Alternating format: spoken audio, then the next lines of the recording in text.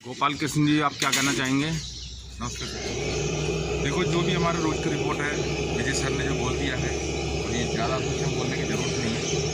देखो, इतना भी सख्त करके हमें रोकने टोकने से कोई मतलब नहीं है। हमारा जो मेमोरेंडम सरकार के पास रखे हैं, तो सरकार उसके ऊपर विस्तार से समझा लेना बहुत ज़रूरी है। जो कि आप सबको पता है, कोई भी एक चुनाव होता है उस टाइम पर एक घोषणा पत्र तैयार होता है। हर राजनीतिक पार्टी अपना अपना घोषणा पत्र तैयार करेंगे, और 2019 के जो चुनाव में हमारा भाजपा जो घोषणा पत्र तैयार किया था, लेकिन उन्होंने किसी जगह पर ये नहीं लिखा है जो हम सेना के अंदर हम अग्निवीर जो लेकर आ जाएंगे। उन्होंने ऐसा कोई घोषणा पत्र में नहीं लिखा। उसके बाद उन्होंने अपना कार्यकाल आते ही उन्होंने अग्निवीर लाया। अग्निवीर से भी अच्छी सेवा देता है, अच्छी ट्रेनिंग मिलता है जो हमारा NCC को, जो कॉलेजों में स्कूलों में आप देखा है, वो ABC सर्टिफिकेट बनता है, उसको हमारा अग्निवीर से भी ज़्यादा ट्रेनिंग है। अग्निवीर तो देश के बॉर्डर पे जाके उसको तैनात कर देता है, और उनको शहीद का दर्जा नहीं है, और उनको पूर्व सैनिक जो एक्स-सर्विसमैन का दर्जा नहीं है। जो देखो, हमारा नर्सिंग सर्विस जो है, नर्सिंग अफसर जो है, वो एक्स-सर्विसमैन का दर्जा चाहिए करके बोल रहा है। वो माननीय कोर्ट ने उसके लिए हाँ भी कर दी। जो अफसर भी अपने लिए जो उनका जो 7th CPC में मतलब उनका जो फ्री राशन को समाप्त किया था, उन्होंने 2019 का जो चुनाव के टाइम पर उन्होंने उसको भी वापस ले लिया। अभी जो 2024 का चुनाव आ रहा है, अब अफसरों ने NFU का मांग कर, उन्होंने वो भी हासिल करे। तो आप देख लो, जो पूर्व सैनिक जहाँ भी झंडा पकड़ के जो ऑफिसर का नेतृत्व वाला जो संगठन में अभी काम कर रहा है, तो आप लोग देखो आपका साथ में अन्याय कहाँ से हुआ है, किसने आपके साथ में अन्याय कर रहा है। तो हमारे लिए मांग ही नहीं है, सरकार कहाँ से देगी? मांग करने वाला हमारा अधिकारी थे, वो मांग किया ही, वो अपने लिए मांग कर रहा है। आपने खुद ही देखा, जो अफसरों का संगठन सब मिलके एक विकंच वीरांगना महासंघ बनाया, जो उन्होंने NFU की यात्रा भी कर दी, बिल्कुल धोखा का साथ में। उसमें हमारा ही लोग उसमें का अंदर साथ दिया था, जो आप 22 साइकिल का पीछे आपको फोटो दिखाई दे रहा है। तो इसी वजह से हमारे साथ में भेदभाव किया है, हमें दूसरा जगह पर खड़ा किया है। देश का जो सेना आज भी तैनात है, जो 14 लाख जो सेना में कम से कम 90% सैनिक बॉर्डर में ही तैनात है। केवल 10% पीस स्टेशन में पोस्टिंग होता है, बाकी सब बॉर्डर पे ही है। मतलब जो गोली का सामना कर रहा है जो जवान और JCO, उनको फ्रंट लाइन में रहना पड़ता है। लेकिन MSP जो जोखिम अलाउंस जो दिया जाता है, वो रैंक के हिसाब से बड़े रैंक के लिए ज़्यादा, और नर्सिंग सर्विस जो है उनको कोई जोखिम ही नहीं है। उनका नाम पर कोई आर्म्स कोत नहीं है, उनका नाम पर कोई वेपन नहीं है, उनके नाम पर कोई बटालियन नहीं है, उनको कोई गोला बारूद के साथ में कोई काम नहीं करना है, ना उसके साथ में ट्रेनिंग है। तो ऐसे में उनके लिए सुविधा दे रहा है, और उनका सुविधा देने के लिए वो कोर्ट में जाता है। तो कोर्ट अदालत ने 2017 में नर्सिंग सर्विस को MSP को बढ़ोतरी करके 10,500 दिया है। लेकिन उस टाइम पर JCO जवान का जोखिम उससे भी ज़्यादा जोखिम दिखाया, तभी तो उनको मिला। जोखिम अलाउंस बोला जाता है, तो उसको जोखिम दिखाया गया। तो क्या जोखिम है, आपको पता है उनके साथ में क्या जोखिम सरकार दे रहा है, हम तो उसके लिए नहीं बोल रहा हूँ। लेकिन जो जोखिम में जो JCO जवान है, तो उन्हीं के बारे में क्यों नहीं सोचते? जो ये रिकमेंड करते टाइम पर उसके बारे में क्यों नहीं सोचा? तो ये रिकमेंड करने वाला कौन थे? हमारा ही अधिकारी। हाँ, जो NFU का जो यात्रा कर रहा है, NFU के लिए न्याय यात्रा निकालती हमारा जो हमने ये भी देखा है, साउथ से लेकर नॉर्थ तक हर जगह पर चुनाव के लिए तैयारियां हो रहा है। हमारा पूर्व सैनिक उनका साथ में बढ़ चढ़ कर हिस्सा ले रहा है। ठीक है, हमारा एक राजीव चंद्रशेखर साहब के बारे में बहुत बड़ा तारीफ हो रहा है साउथ में, जो कि केरल का रहने वाला है, बेंगलुरु में सेटल्ड है, और उनका फादर और एयरफोर्स के अफसर थे, और बाकी अफसरों ने उनके लिए चुनाव टिकट दिला के उन्हें जिताने की कोशिश कर रहा है। बोलो OROP के लिए वो बहुत कुछ किया है। तो अगर उन्होंने 2013 में OROP के लिए बहुत कुछ किया करके बोल रहा है, तो अगर ऐसे किया होने से 1 साल से ये जंतर मंदिर पर पूर्व सैनिक किस लिए बैठा था? ये सवाल हम उन्हीं से पूछना है। आपका क्षेत्र में आता है, आपके पास वो मीटिंग में आता है, आप खुद ही जाके पूछिए उससे। हमारा जंतर मंदिर हमारा पूर्व सैनिक JCO जवान 1 साल से ऊपर हो गया बैठा है, तो फिर आप क्या प्रचार कर रहे हो? तो सत्ता पक्ष में ही थे वो विपक्ष में नहीं था, इसलिए उनके पास कोई ऐसे कोई चांस नहीं है जो आपसे बचने के लिए। वो सत्ता पक्ष में ही था, वो मिनिस्टर भी था, आज वो MP भी है और आगे वाला चुनाव के लिए चुनाव लड़ने जा रहा है। तो ये कैसे ऐसा होता है, नेता जितना भी हो, किसी भी पॉलिटिकल लीडर से हो, उन्होंने ये सोचता है हम जीतने के लिए किस जगह पर खड़ा होना है। नॉर्थ इंडिया में अगर वो खड़ा हो जाएंगे ना, उनको तो क्या मिलेगा आपको पता नहीं है, क्योंकि राजीव चंद्रशेखर ऐसे कोई जो व्यक्ति है, वो एक क्षेत्रीय भाषा में जो लोगों का दिल के अंदर घुसने को कोशिश कर रहा है, जो कि उनको 10 वोट वही से मिलना है, वही से जीतना। हम ये नहीं बोल रहा वो ना जीते, लेकिन उन्होंने किया कुछ नहीं है, सिर्फ अफवाह उड़ा रहा है। उनको खुद ही पता है अगर हम चुनाव अगर जीतना है तो भाजपा का टिकट लेकर हम केरला में ही जाना पड़ेगा, इसलिए वो केरला में गया, वहाँ पर उनको प्रचार कर रहा है, हमारा पूर्व सैनिक उनका प्रचार कर रहा है। लेकिन उन्होंने हमें बता रहा हूँ, हम बता रहा हूँ, वो कुछ भी नहीं किया है, सिर्फ अफवाह है। अगर वो किया होने से आज जंतर मंतर पर कोई बैठना नहीं था, काम हो जाना था, लेकिन वो कुछ भी नहीं किया। सिर्फ उनके पास यही क्वालिफिकेशन है, वो एक अफसर का बेटा है।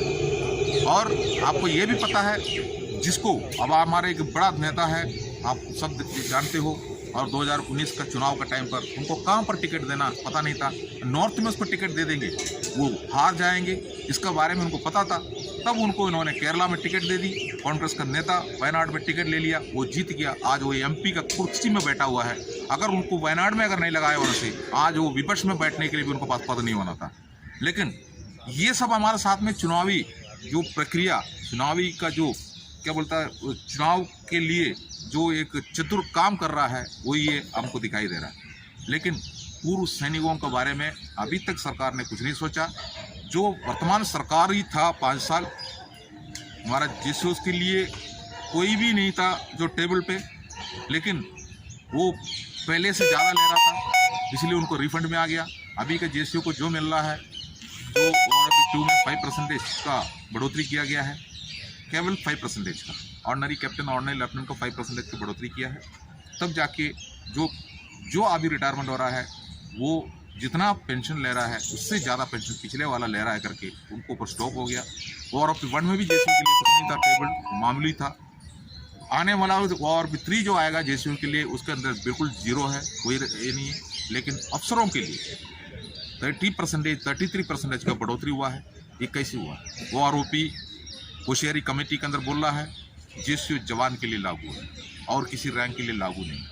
और जो हमारा पेंशन को जो 1973 में जो कटौती कर रहा था, उस टाइम पर JCO जवान का ही 17% कटौती किया है। उस टाइम पर अफसरों को जो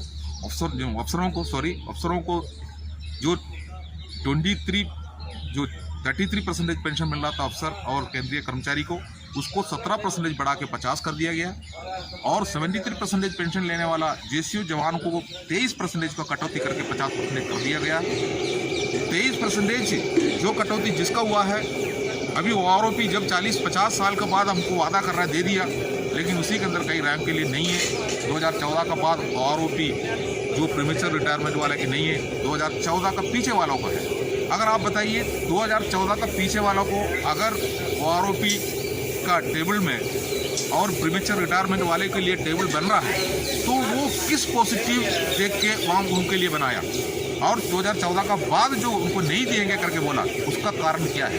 दोनों को भी कुछ ना कुछ कारण होगा ना, तो सरकार से पूछो ना कारण क्या है, क्या कारण बनाया है? जो ग्राउंड में काम तो बराबर कर रहा है। अगर अग्निवीर में अगर भर्ती होना है, तो जो भर्ती की प्रक्रिया में कोई भेदभाव नहीं है, वही तरीक़ा से कर रहा है। पर अंदर जाने के बाद फिर उनको 4 साल के बाद जो उसको धक्का मार के बाहर करने का क्या मतलब है? तो उनको भी आगे बढ़ने का मौका देना चाहिए था।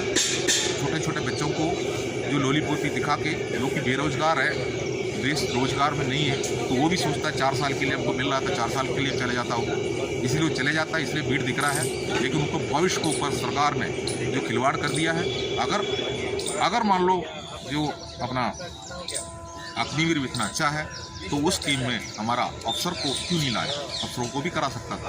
अफसर को भी जो अग्निवीर में भर्ती करके जो 100 अफसरों को पासिंग आउट करने के लिए जो टेबल में जाता है, उसके बाद आगे 4 साल होने के बाद उसमें से 75 आदमी को अफसर को बाहर कर दो और 25 अफसर को आगे लेके जाओ, जो अग्निवीर के जैसे ही जो जवान JCO के साथ में जो कर रहा है उसी जैसे उनके साथ में करो। क्यों नहीं करती? तो ये एक तरीका है जो नर्सिंग सर्विस के बारे में बात करेगा तो नर्स का काम कर रहा है, उसको नर्सिंग ऑफिसर बनाया है। नर्सिंग ऑफिसर उसको इसलिए बनाया गया है, उसको सुपीरियर रैंक दिया गया है, जो कि पहले सेना के अंदर लेडी ऑफिसर जो एएमसी में ज़्यादा जाते थे जो डॉक्टर बन के, बाकी जो लेडीज़ कम, बिल्कुल लेडीज़ था ही नहीं था सेना के अंदर। तो नर्सिंग सर्विस में जो लेडीज़ है वो हमारा सुपीरियर बना के रखा उनको, जो कि सुपीरियर को ऊपर कोई भी ऐसे कोई गलत काम ना करे, गलत नज़र ना लगाए। अगर लगाएगा तो आर्मी ऑर्डर के अंदर उसके लिए प्रावधान है, क्योंकि वो सुपीरियर है। लेकिन उन्होंने धीरे धीरे उनको अपना परिवार के साथ में मिलाना शुरू कर दी, शादियाँ करना शुरू कर दी। तो अफसरों ने सोचा इनको कमिश्नर अफसर बनाना है, तो उनको अफसरों का पूरा सब सुविधा दे दिया।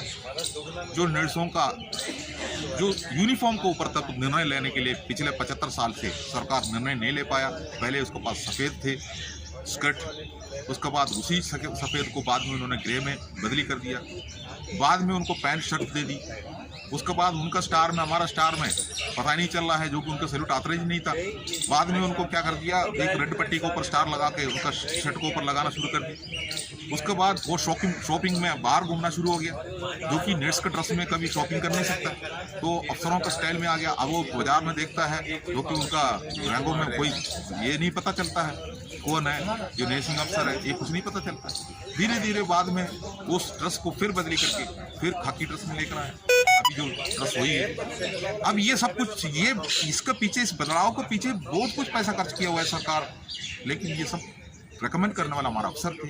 अफसर इसलिए रेकमेंड कर रहा था, उनके साथ में शादियाँ हो गया, बच्चा हो गया, उस बच्चे को फिर फौज में भेज रहा है, वो बच्चे फौज के अंदर फिर अफसर बन रहा है। उस अफसर महान बनने के बाद वो नर्सिंग नीचे जो नर्स को फिर देखता है तो सोचता है ये हमारा परिवार से है, बाकी ये जवान जितना भी है ये कच्चा घोड़ा है, ये हमारा देश का नहीं है, ये गुलाम है। जो हमारे पास कानून है 2019 में जो ब्रिटिश वाला ने दिया हुआ कानून हमारे पास है, उस कानून के अंदर लिखा हुआ है जो इनको कभी भी जो कच्चर घोड़ा जैसा इनको रखो और उनको कुत्ता जैसा इनका समान ट्रीटमेंट करो, इसी जैसा जैसे जवान को अलग जगह पर खड़ा किया है। आज भी ये जारी है, इसलिए इसी को ऊपर आवाज़ उठाया हुआ है। हम केवल पैसे के लिए आवाज़ नहीं उठाया है, हम भेदभाव के पीछे आवाज़ उठाया हुआ है, हम गुलामी के पीछे आवाज़ उठाया है। हमारा बैनरों में ये सब कुछ हम सरकार को भी लिख के भेजा है, और उसके बाद हम जंतर मंतर बैठा हुआ है। हमने केवल एक छोटी सी मांग किया है, हमें जुडिशियल कमेटी चाहिए, 3 रिटायर्ड जज का जुडिशियल कमेटी चाहिए और 3 महीने के कार्यकाल के लिए चाहिए, और 3 महीने के अंदर उन्होंने अपना रिपोर्ट दे। जो भी वो रिपोर्ट दे रहा है उस रिपोर्ट मानने के लिए हम तैयार हैं, लेकिन उसको करने के लिए सरकार किसी न किसी तरीके से तैयार नहीं होता है। तो उसी में से आपको पता चलना चाहिए, हमारा सेना का जेसी जवान को गुलाम बना के ही रखे, जो कि गुलाम की लायक है, और मरने तक गुलाम रहेंगे। हम जाने के बाद में हमारे परिवार को भी हम गुलाम रखेंगे। आवाज़ नहीं उठाना, मुंह नहीं खोलना। आप जो झंडा का पीछे, अफसरों का जो झंडा का पीछे आप लोग खड़े हो जाना, आपको सब चीज़ें मिल जाएंगी। यही मेरे मैसेज। जय हिंद। मैं पूर्व सैनिकों से कहना चाहूँगा, देखिए आज धरने के 1 साल और 23 दिन हो गए, 7 दिन बाद जो है 13 महीने हो जाएंगे, और सरकार जो है अब तक संज्ञान नहीं ले रही, और ये है जंतर मंतर का नज़ारा।